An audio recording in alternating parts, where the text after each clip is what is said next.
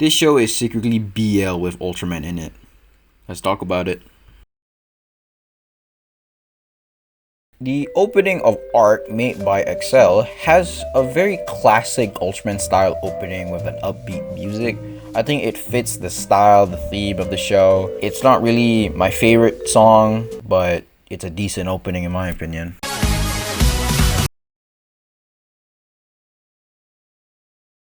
The cinematography for Arc is honestly really good. The cinematography for Arc is directed by Satoshi Murakawa, who has done an incredible job making the show looks appealing and have that same vibe to the Showa era, with Ultraman being either in front of the moon or sunset. But one of my favorite cinematic arts they've done with this show is the surreal scenes like episode 14 and episode 24, where our main character is talking to our Ultraman, and episode 22 with the VFX horror style of episode, giving that Ultra Q vibe to it. Hopefully I don't record 20 minutes worth of footage for this part, but anyways, I'm going to talk about the characters first. Yuma Haitse is a rookie investigation of the team and our main character of the story.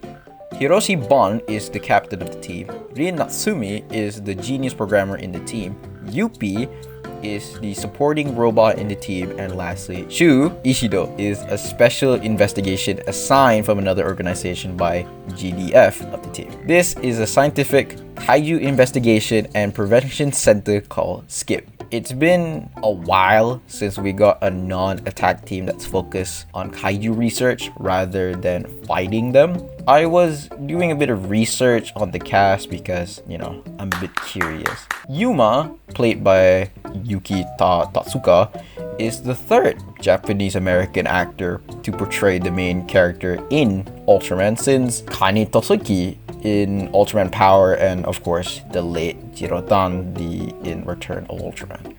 I don't know whether or not this was intentional or coincidence, because Tatsujimoto was inspired in the original Ultraman when he made Ultraman Arc. But anyways, Hiroshi Bon is played by Kojiro Nishi, who's, by the way, played by Avared, the Avared. I was kind of surprised when I found out about this because I'm still new to Sentai, so I was really surprised. And he played in Kamen Rider Double as Arm Dopin, one of the enemies. Yuppie is voiced by Yu Yu Horushi, who's done other roles in anime but played in another tokusatsu anime show called SS Gridman as Yuta Hibiki. And lastly, Rin Natsumi is played by Kaho Mizutani, who's only done one role outside of Ultraman, that is Kamen Rider Ghost, as a guest of the week character. I'll say the cast of characters are quite small, but it is easier to focus on these characters easily with how many episodes that Ultraman Arc gets. I think it's cool. Furthermore, I want to talk about the pros and cons with the story, because there's some parts I do want to point out. I'm going to talk about the cons first. I think the monohorn didn't really do anything in the plot for the show. They talked about it in episode 1 and episode 3, how before the K-Day it was completely fine until K-Day happened. That makes kaiju suddenly appear more, but they never mentioned about the monohorn until Arc had to use it to fight Sweet. I kind of expected the monohorn to summon kaijus or sound kaijus, but it didn't do anything.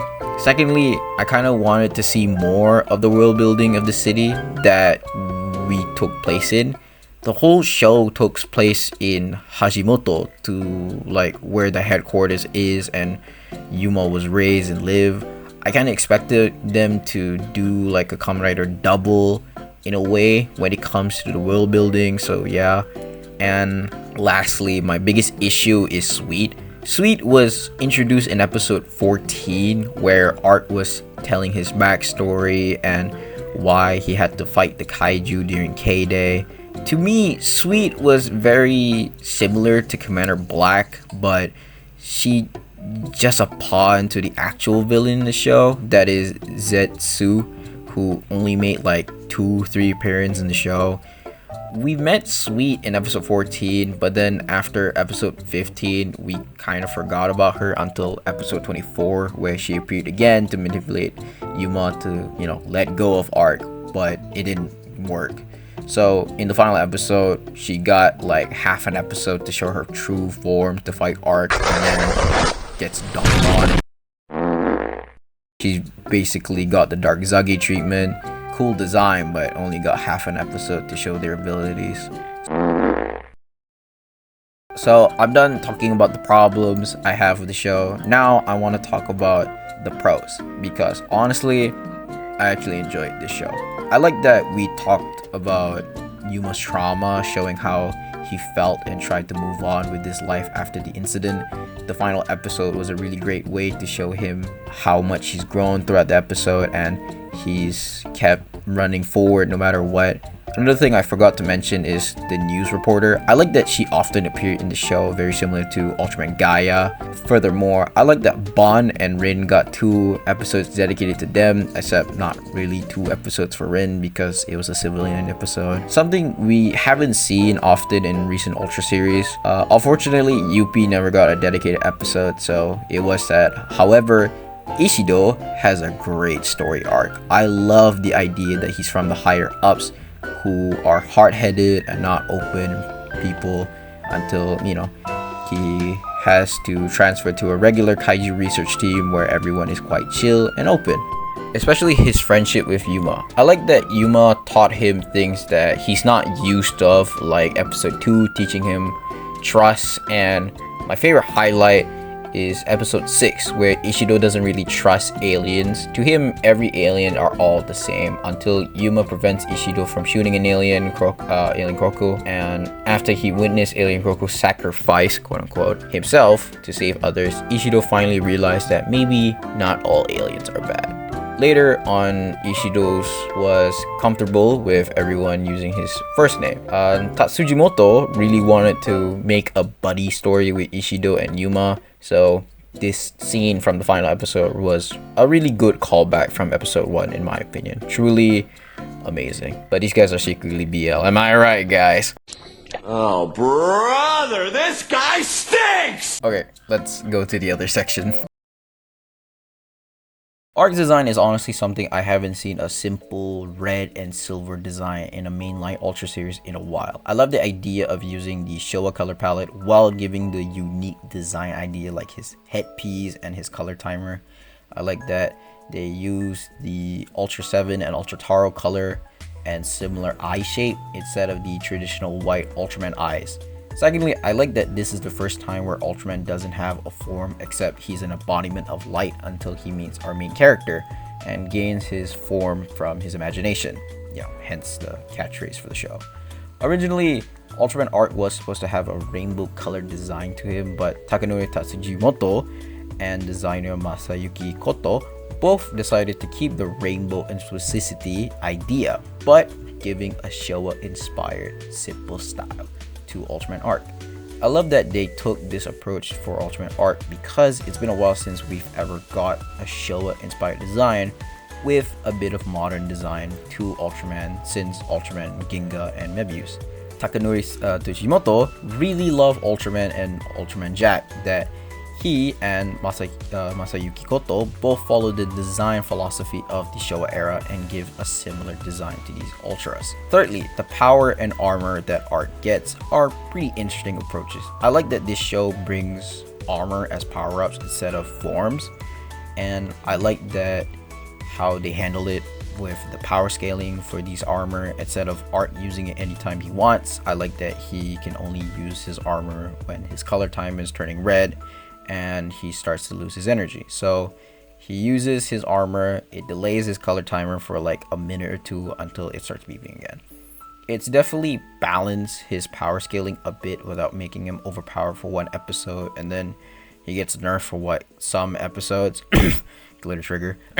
But these armors are basically similar to Heisei forms, like Solus is power type, Luna is miracle type, while Saturn is similar to Ultraman, can teleport anywhere, but his energy gets like half, but now his armor, he can abuse it before he runs out. But Besides Arc's armor, Arc's abilities are quite simple.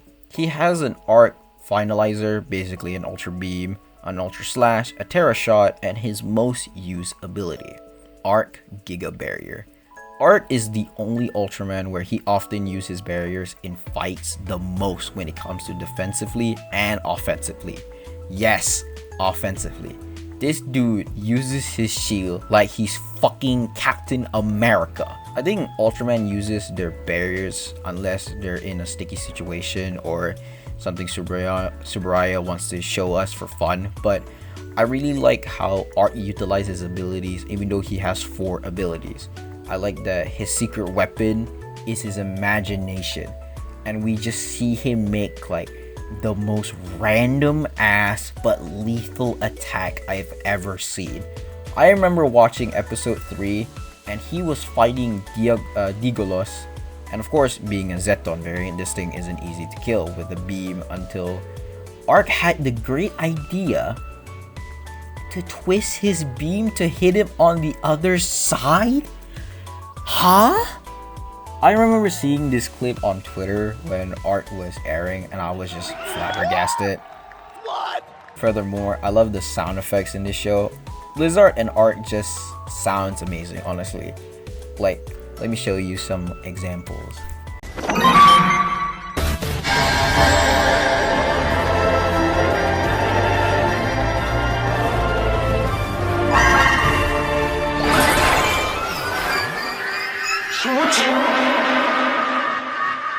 Lastly, the transformation scene in episode 1.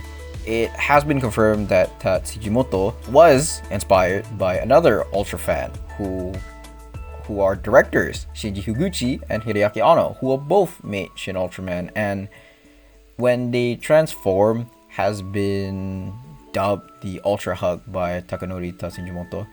So yeah, this has become an official term adopted by Tsuburaya. Before I talk about the original kaijus that I've made for Arc, I want to point out something. I know that they've reused kaijus again, but I like that they reuse kaijus for episodes that focus more on characters that the kaiju itself. Like they use Pogos and Naroga for the Rin focus episode where we already know these kaijus, so let's not focus on them and let's focus on the characters, what's going on.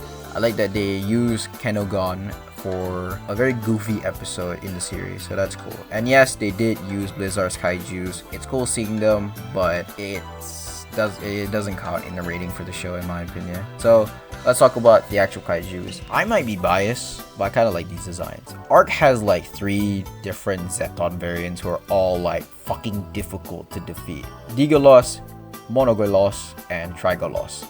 While the rest of the kaiju names are Shagon, Liado, Nenzutron, Laivjira, Alien Korko, Homger, Givas, Zaidimi, Helnara, Kol Libaku, Zetsu, and Sweet's final form. I really like that some of these kaiju designs, in my opinion. I really like Nenzutron's design. It's a rat with a boulder as a forehead. It's cool. But I'll say Arc is he has very difficult kaijus that he fought before the final episode, like Trigolos, Helnara, and Givas. I really like the Givas design and backstory. I think it's cool to have an alien robot. They always have a sad story for them. Sweet's design is really cool. I like the similarities to Arc's design, but with like the Gelos's bodies. I like that the hollow on her face that gives this eerie vibe to this like design, but unfortunately we only see it for like 1 episode. I really enjoyed the kaijus in Arc, so yeah. I'll say Arc is a very similar vibe to Showa and Reiwa type stories, and I really enjoy it. It is really nice to get a simple design and cast once in a while, but with the current right now, while I'm recording this, with the new teaser trailer that's come out for the new Ultra series coming out this year, we still don't know whether or not what's this guy's name is, but from leaks his name is apparently Ultraman Omega, but we still haven't got an official trailer. So yeah, we still don't know whether or not they're gonna be continuing this trend again, or are we going back to new generation stuff. Hopefully not. But overall, Ultraman Art gets an 8 out of 10 for me.